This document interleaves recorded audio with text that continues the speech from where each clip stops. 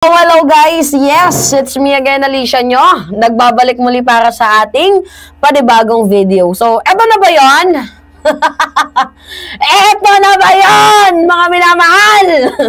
Yung rally ng mga DDLs, ng mga DDS, na gustong patalsikin si President Bongbong Marcos. O, tingnan nyo itong picture na ito, mga minamahal.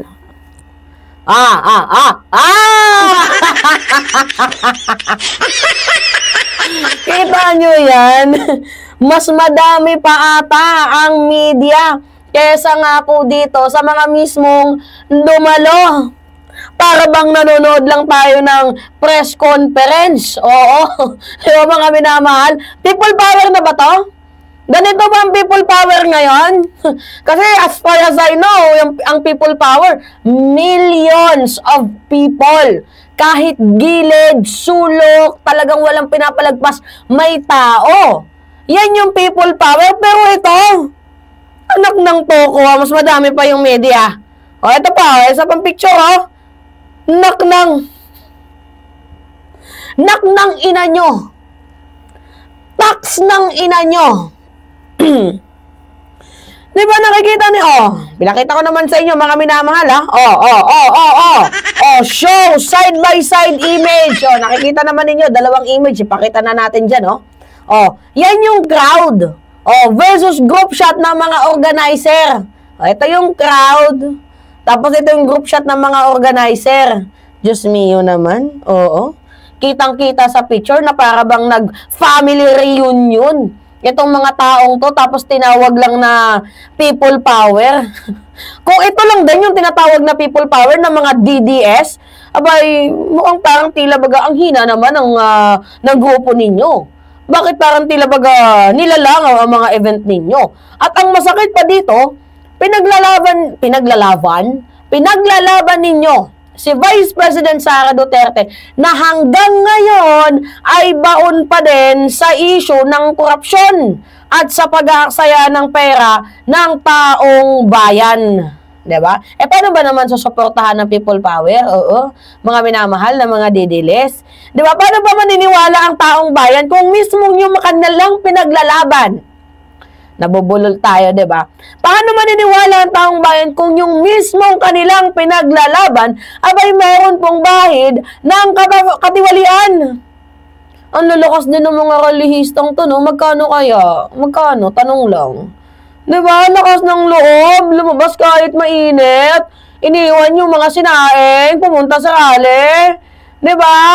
Imbes na magtrabaho kayo, mas inuna ninyo ang magyayaw-yaw, tapos ang gusto ninyo, suportahan ang isang tiwaling public official, para saan pa? Pag magkautod-utodan iyong mga TL, magkawakay-wakayan iyong mga kahimo, magkayon dyan riot, sa tingin ninyo, kabi kayo na politician na sinusuportahan ninyo? Hindi, mga indoy.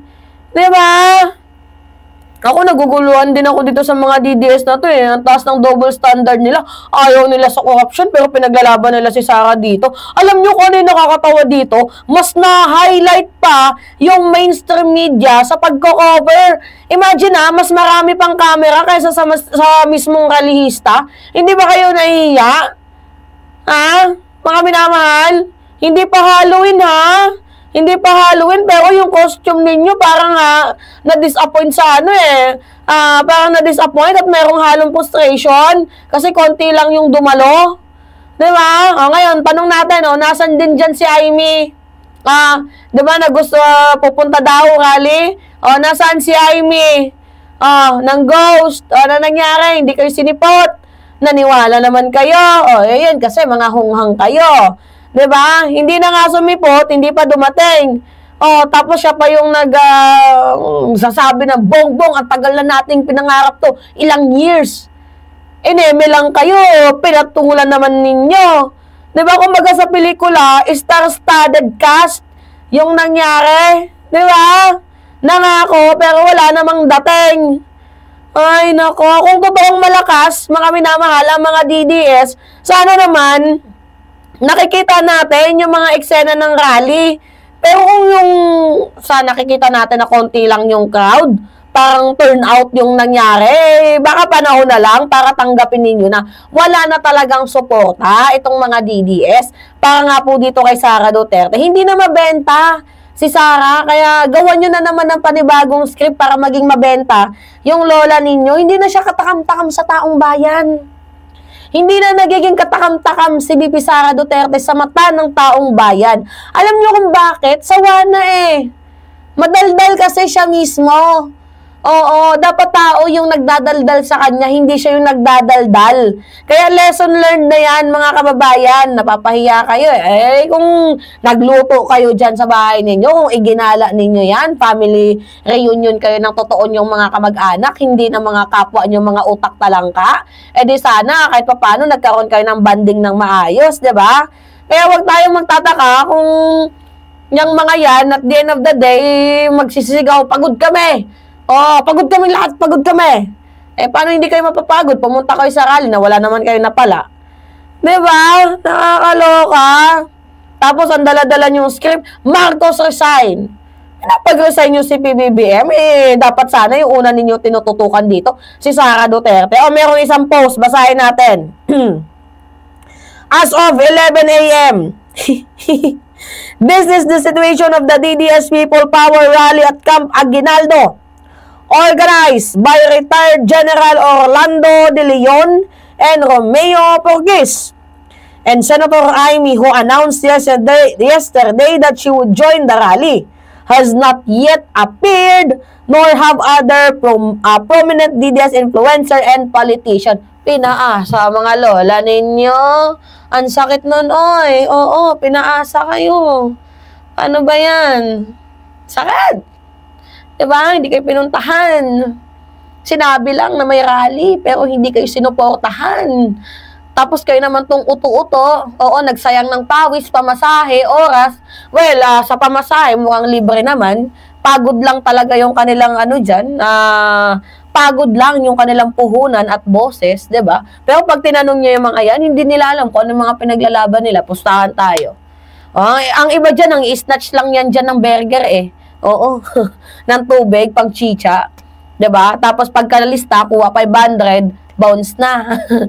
Ano akala ninyo? Si Mibo ma-attend ng rally. Nakikita ko yan, oo, pasimple-simple yung mga DDS, so nagsusulatan ng mga pangalan. Nak ng ina ninyo. Titindi. Diba? Ang titindi ninyo. Ang iba, kinukuha nyo pa sa Patero, sa Pasay, kung ano-anong lugar.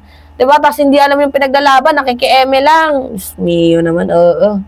Magpi-people power kayo, mukhang mas mauna pa atang mapapatalsik si Sara kaysa kay President Bongbong Marcos. Tingnan niyo yung Makabayan Black. Ano ang sabi ng Makabayan Black?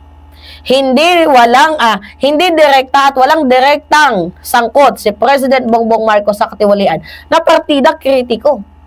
'Di ba? Ng Makabayan Black si President Bongbong Marcos, pero ano yung nangyari? 'Di ba? Ano yung nangyari? Mas ayaw nilang matanggal si PBBM. Bakit? Kasi maganda naman yung direksyon, 'di ba?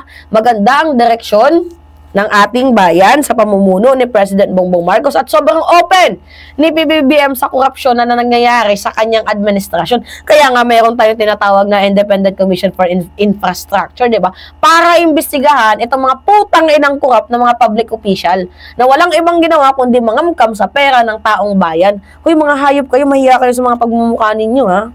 Oo, mahiya kayo sa mga pagmumukha ninyo, kahit papaano. Di ba kayo nahiya? Ha? Pera ng taong bayan, pinapanggastos ninyong pan-travel abroad, malalaking bahay, habang kami, naghihirap kami dito, nagtatrabaho sa init at ulan, tapos kayo, nagpapakasasa kayo sa buhay ninyo. Kaya buti na lang na upo, si PBBM, kinalampag niya, talagang chinig. Kinalampag, sana all. Diba? Itong korupsyon ng mga public official, especially na nga po yung mga involved dito sa flood control. Diba? Alright, so kayo, ano yung masasabi ninyo? Anyway, mga minamahal, pahingi lang ako ng comments, likes, and share. And salamat nga pala sa mga team replay na hindi nagsasawang manood ng ating mga video. Diba? Laking pasasalamat ko sa inyo, sa mga hindi nag-skip ng ads. Pinapasalamatan ko kayo. Malaking tulong po yan sa channel ni Mima Alicia. Yun lamang po mga minamahal. Anyway, yes, it's me again, Alicia nyo. Nagbabalik muli para sa ating panibagong video. At mag-ingat kayo. mga kababayan. Yun lamang, paalam.